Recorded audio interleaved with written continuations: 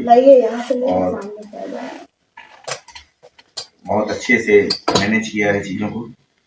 बिसारिया जी के बारे में सिर्फ इतना कहूंगा कि वो एक खुली आंखों से सपने देखने वाले शख्स हैं और बुंदेली विरासत दीर्घा की परिकल्पना बहुत पहले से उनके दिमाग में थी, लगे रहे और आखिर में उसको साकार करके ही दम लिया। यही पहचान होती है एक जीवट और संघर्षशील व्यक्ति की। हिंदी विभाग के वो अध्यक्ष हैं हमारे मैम, आप बहुत अच्छा संचालन कर रही हैं, अच्छा लग रहा है। मैम बैठी हुई हैं और हमारी ब्रिजलता जी जो अपने आप में एक संस्था है हिंदी की। तो ऐसे लोगों के बीच में मैं आज उपस्थित हूँ। हमारे जाहिद भाई बैठे हुए हैं। लिपट जाता हूँ माँ से और माँ सी मुस्कुराती है, मैं उर्दू में गजल लिखता हूँ, हिंदी मुस्कुराती है। हिंदी और उर्दू दो भाषाएं बिसारिया जी ने इतना सुंदर सामंजस्य बनाया है कि जाहिद भाई को भी यहाँ बुलाया है। और असल में हिंदी जो है, भाई साहब ने अभी कहा कि हम अपने बच्चों को पढ़ाते तो पब्लिक स्कूलों में हैं और हिंदी की बात करते हैं, ये बिल्कुल सही है।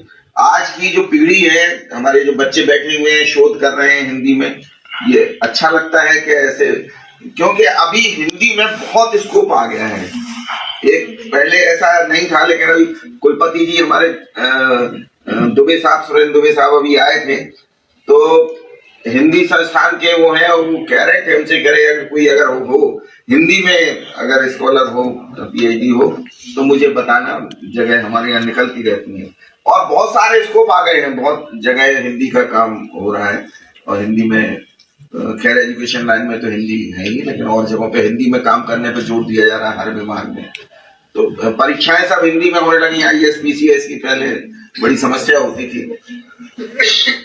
हिंदी जो है वो असल में हिंदवी से आई है और हिंदवी अमीर खुसरो जो 13वीं सदी में थे, तो वो भाषा जो इस्तेमाल करते थे वो ना उर्दू थी ना हिंदी थी। उर्दू तो आई नहीं थी अस्तित्व में, तब वो हिंदवी थी और उसी हिंदवी से उर्दू भी निकली और उसी हिंदवी से हिंदी भी निकली। हिंदवी से पहले रेखता बना, फिर वो और हिंदी आई बाद में। तो हिंदी में बहुत काम हुआ। बहरहाल आदेश हुआ है कि कुछ कविताओं के लिए, तो मैं शुरुआत करता हूँ कि आंगन सूना हो गया देहरी लगे किवाड़, आंगन सूना हो गया देहरी लगे किवाड़, बिछड़े तुम तो बंद हैं मन के सारे द्वार। आंगन सूना हो गया देहरी लगे किवाड़, बिछड़े तुम तो बंद हैं मन के सारे द्वार। और मन काजल की कोठरी दीपक तेरी याद। बहुत सारे शब्द ऐसे होते हैं जो बोलचाल में हैं हमारे और यही नहीं पता पड़ता कि हिंदी के हैं कि उर्दू के हैं, और ऐसे रचे बसे हैं आपस में। मन काजल की कोठरी दीपक तेरी याद, इससे जीवन भर रहा घर मेरा आबाद।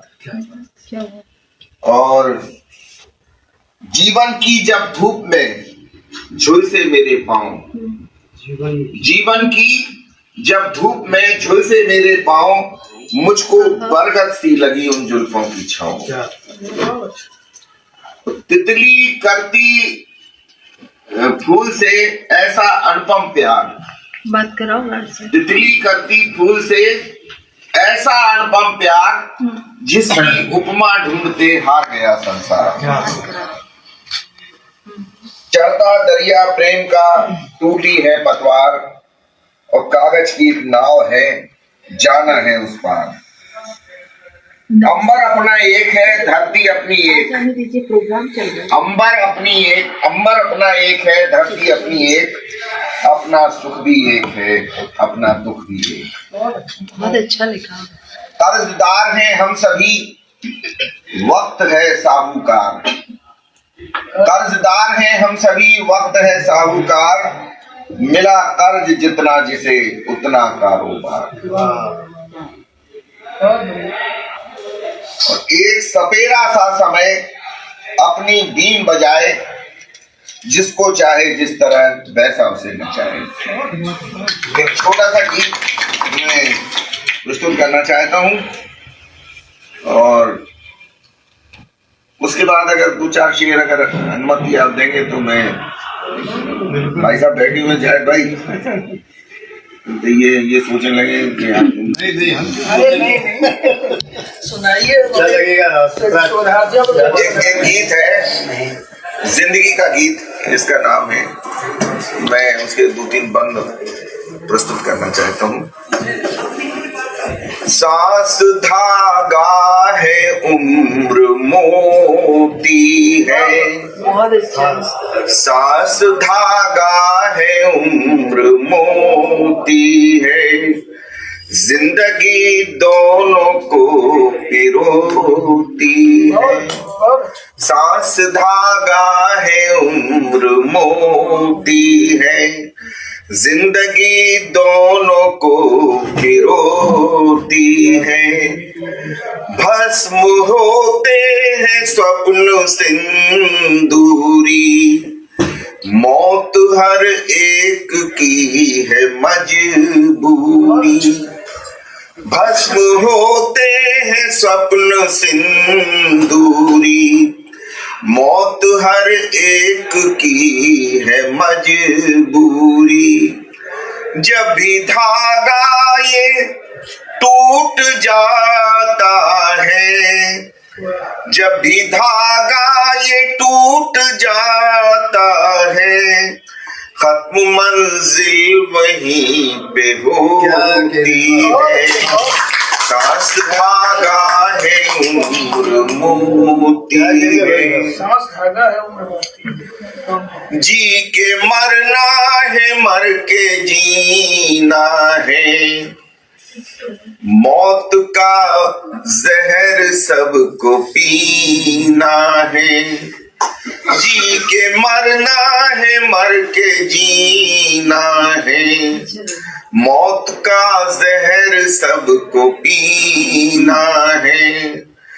मौत दुनिया उजाड़ती है और मौत दुनिया उजाड़ती है, और यही जीवन के बीज बोती है। सांस धागा है, उम्र मोती है। आखिर बंद पेश कर रहा हूं। एक तारे के टूट जाने से, एक मुसाफिर के रूठ जाने से, एक तारे के टूट जाने से, एक मुसाफिर के रूठ जाने से, ना गगन ही उदास होता है, न गगन ही उदास होता है, न ही धरती की आँख रोती है। सांस धागा है, उम्र मोती है, जिंदगी दोनों को पिरोती है। गजल के कुछ बहुत अच्छा लिखा हुआ है। क्यों है ये पढ़ा और पिता? शब्द बहुत कैसा अच्छा लगा? बहुत हैं? तुम लोग भी लिखा करो। और क्या? शोधार्थियों को करना ही चाहिए ये सब।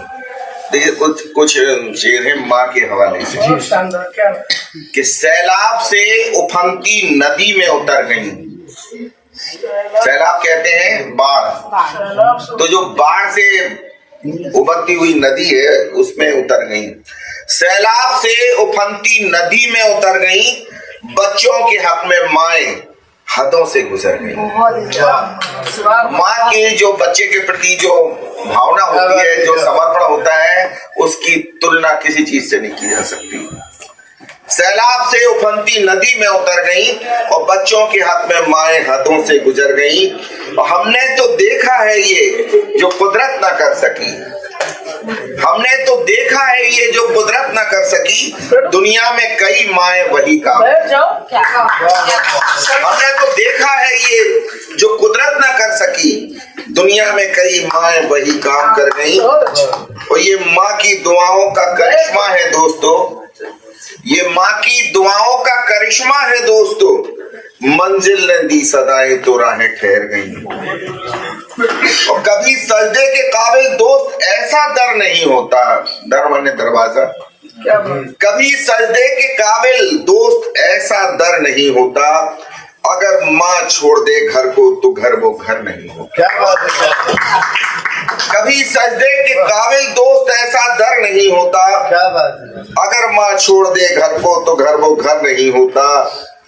और कभी गुस्से में भी हो माँ तो तुम ये आजमा लेना, कभी गुस्से में भी हो माँ तो तुम ये आजमा लेना, कि दिल है मोम माता ये कभी पत्थर नहीं होता। क्या बात। और कि दिल है मोम माँ का ये कभी पत्थर नहीं होता।